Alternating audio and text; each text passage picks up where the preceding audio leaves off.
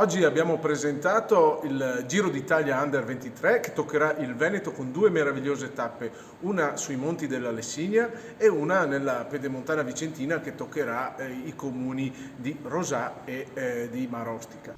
Arriva anche in Veneto la carovana rosa Under 23. Si parte il 29 agosto per terminare al 5 di settembre. 8 tappe che toccheranno Marche, Emilia-Romagna, Veneto appunto e Lombardia.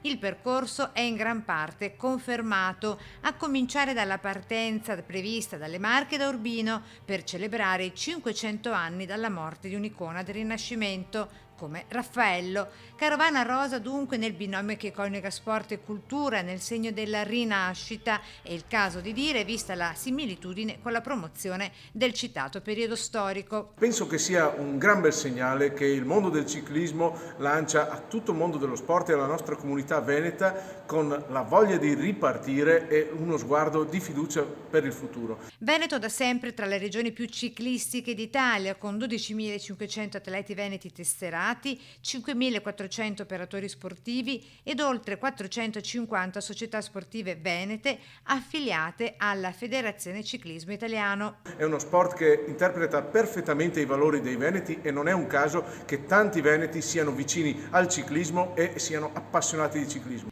Tra le principali novità, la maglia bianca al leader della classifica dei giovani, firmata Aido. Quindi viva il ciclismo e viva lo sport e soprattutto viva il Veneto.